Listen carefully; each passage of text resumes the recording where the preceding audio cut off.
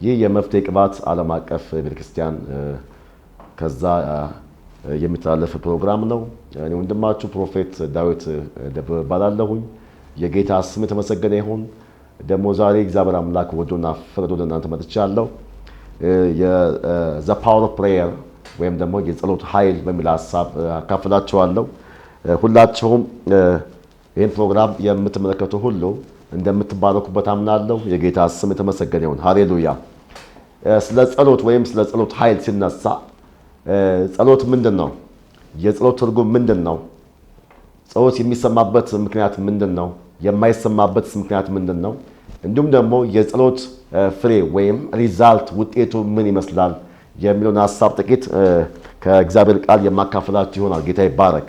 ኢየሱስ ጌታ ነው። በመጀመሪያ ግን ጸሎት ማለት ምን ማለት ነው? ጸሎት ማለት ከእግዚአብሔር ጋራ ፌሎሺፕ ማድረግ ማለት ነው።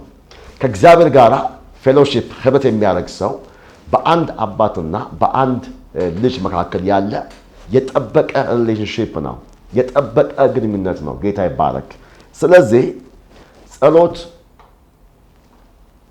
ሁል ጊዜ የማያቋርጥ ቀንም ከሰዓትም ማታም ሁል ጊዜ በእግዚአብሔር ፊት የምንቆይበት የእግዚአብሔርን ፊት የምንፈልግበት የእኛን ሀሳብ ለእግዚአብሔር የምንነግርበት የልባችን ጥያቄ የልባችን ሀሳብ ለእግዚአብሔር የምናቀርብበት መንገድ ነውና ጸሎት አንደኛው የወርሺፕ ዘ ካይንድ ኦፍ ወርሺፕ አንዱ የጸሎት የአምልኮ ክፍል ነው። ኢየሱስ ጌታ ነው። እንዲሁም ደግሞ ከእግዚአብሔር ዘንድ ምላሽ የምንፈልግበት ከእግዚአብሔር ዘንድ ምሪት የምንፈልግበት ከእግዚአብሔር ዘንድ ድምፅ የምንቀበልበት ከእግዚአብሔር ዘንድ የእግዚአብሔርን አጀንዳ የእግዚአብሔርን ፕሮግራም የእግዚአብሔርን ፈቃድ የምናውቅበት መንገድ ላይን ነው። ፕሬየር ላይን።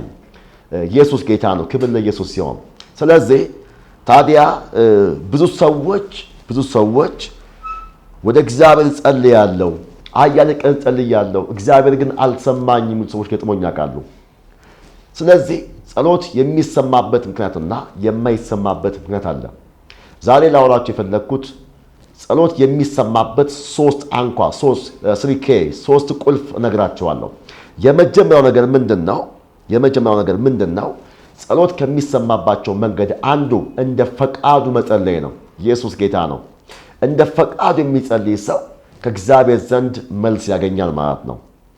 ዮሐንስ ወንጌል ምዕራፍ 9 ቁጥር 31 ላይ ስንመለከት እንደዚህ የሚል ቃል አለ። ኢየሱስ ጌታ ነው። ክብር ለኢየሱስ ሲሆን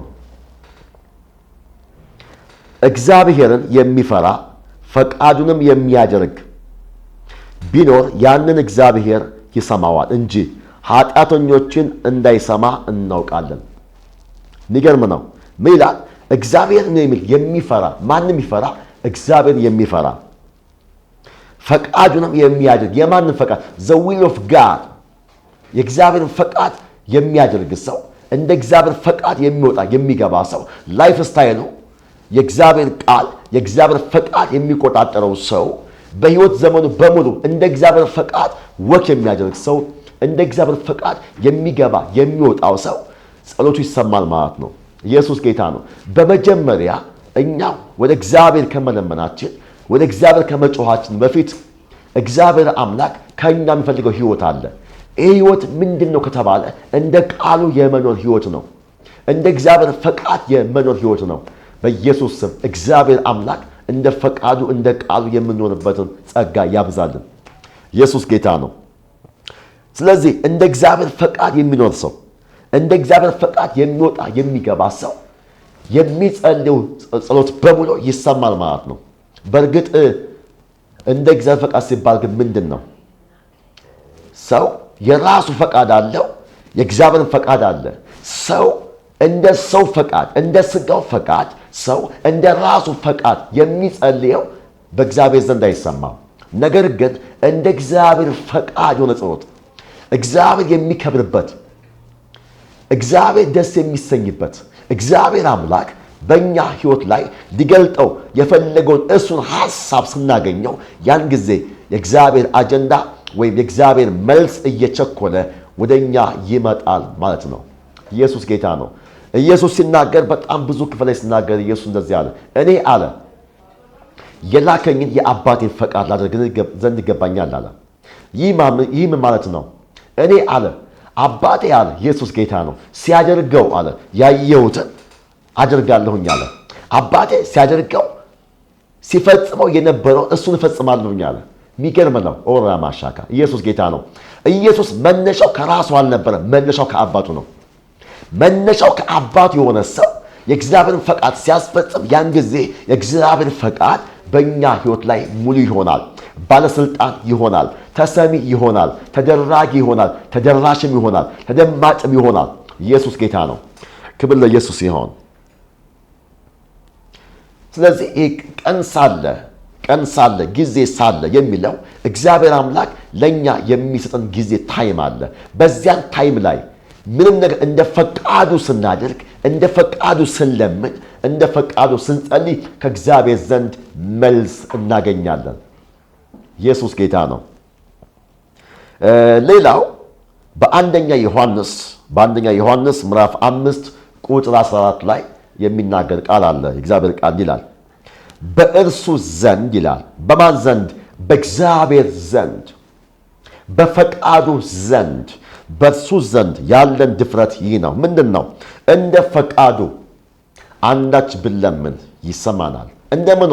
እንደ እግዚአብሔር ፈቃድ፣ እንደ ሰው ፈቃድ ሳይሆን፣ እንደኛ ፈቃድ ሳይሆን እንደ እግዚአብሔር ፈቃድ ብንለምን፣ እንደ እግዚአብሔር ፈቃድ ብንጮህ፣ ምናልባት የእኛ ፈቃድ እግዚአብሔር አምላክ ላይከብርበት ይችላል።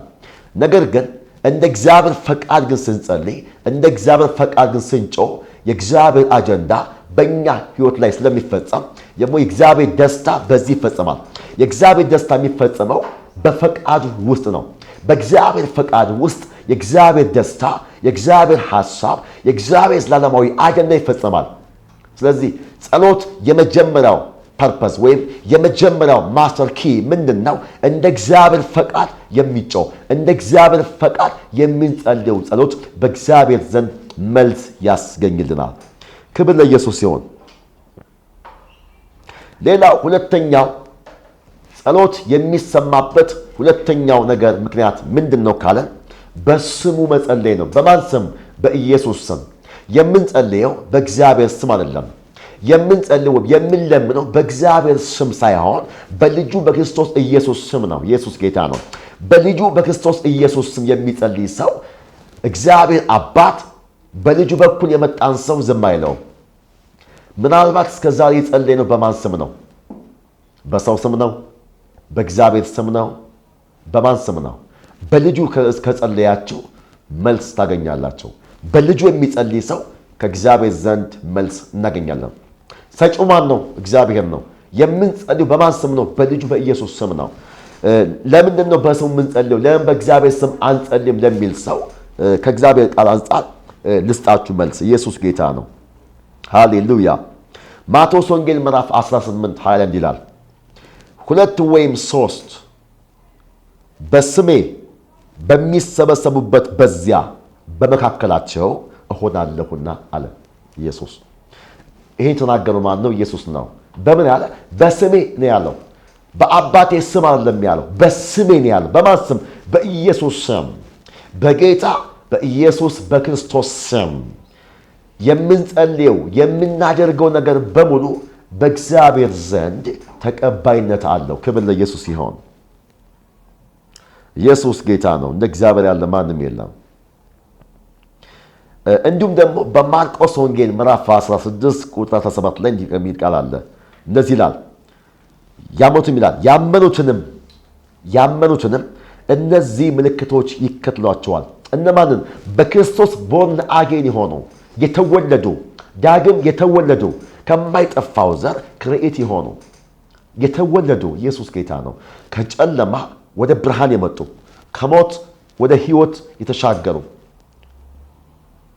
እነዚያን ምልክቶች ይከተሏቸዋል። ምን አይነት ምልክት? በስሜ አጋንንትን ያወጣል። በማን ስም? በክርስቶስ ስም። ወዳጆቼ አጋንንት የሚወጣው በኢየሱስ ስም ነው። አጋንንት ከኢየሱስ ስም ውጪ በማንም አይፈወስም። እርግጠኛው ነው። አጋንንት ያለ ኢየሱስ ስም ከቶ አይወጣም። የትኛውም ደዌ ዲዚዝ ያለ ኢየሱስ ስም አይፈወስም። ሰው የሚፈወሰው ነፃ የሚወጣው በኢየሱስ ስም ብቻ ነው። ሰው ነፃ የሚወጣው በማን ስም ነው? በኢየሱስ ስም ብቻ ነው። ስለዚህ የዳነ ሰው በክርስቶስ ነኝ የሚል ሰው አጋንንት ቢያስወጣ፣ ሙታን ቢያስነሳ፣ ሽባ ቢተረትር፣ እውር ቢያበራ፣ አጋንንት ቢያስወጣ፣ የሚገራም ሚራክል ቢያደርግ በኢየሱስ ስም ነው እንጂ በሌላ ስም አይደለም። የምንጸልየው ጸሎት በሙሉ በእግዚአብሔር ዘንድ የሚሰማው ከእግዚአብሔር ዘንድ መልስ የምናገኘው በስሙ ስንጸልይ ብቻ ነው። በኢየሱስ ስም የማይጸልይ ሰው እርግጠኛው ነው መልሱ የቸኮለ አይመጣም። ኢየሱስ ጌታ ነው። ኢየሱስ ብዙ ጊዜ በስሜ በስሜ በስሜ የሚል ቃል ተናግረዋል። ዮሐንስ ወንጌል ምዕራፍ 14 ላይ እንደዚህ የሚል ቃል አለ። ቁጥር 12 ላይ እውነት እውነት እላችኋለሁ በእኔ የሚያምን በማን የሚያምን? በክርስቶስ የሚያምን በእኔ የሚያምን እኔ የማደርገውን ሥራ እርሱ ደግሞ ያደርጋል፣ ከዚህም የሚበልጥ ይላል። ከዚህ ምን የሚል የሚበልጥ ያደርጋል። ይሄን ወደ ሶስተኛ ክፍል ሐሳብ ማልፍበት ነው። ላንበበው። እኔ ወደ አብ ሄዳለሁና ወደ አብ ወደ ላከኝ ወደ መጣሁበት ወደ ግራውንዴ እሄዳለሁና አብም ስለ ወልድ እንዲከበር በስሜ በምን ያለ? በስሜ አለ የምትለምኑትን ሁሉ አደርገዋለሁ። ማናቸውንም ነገር በስሜ ብትለምኑ እኔ አደርገዋለሁ። ኢየሱስ ጌታ። በማን ስም? በክርስቶስ ስም። he is anointed። ክርስቶስ የሚለው የተቀባ ስም ነው። ከክርስቶስ ውጭ የተቀባ ሌላ ስም የለም። ስለዚህ በተቀባው ስም ነው የምንጸልየው፣ በተቀባው ስም ነው የምንማልደው፣ በተቀባው ስም ነው ወደ እግዚአብሔር አብ የምንጮኸው። እግዚአብሔር በልጁ በኩል የሚመጡ ሰዎችን ዝም አይላቸውም፣ አይጨክነባቸውም። ኢየሱስ ጌታ ነው። በእኔ ብትኖሩ ቃሎቼም በእናንተ ቢኖሩ የምትወዱትን ሁሉ ለምኑ ይሆንላችኋል። የምትፈልጉት ነገር ምንድን ነው? የምትወዱት ነገር ምንድን ነው? ከእግዚአብሔር ዘንድ እንዲደረግላችሁ የምትፈልጉት ነገር ምንድን ነው አለ። እነግራችኋለሁ። እንግዲያውስ በስሙ ጸልዩ፣ በጌታ በኢየሱስ ስም ይደረግላችኋል።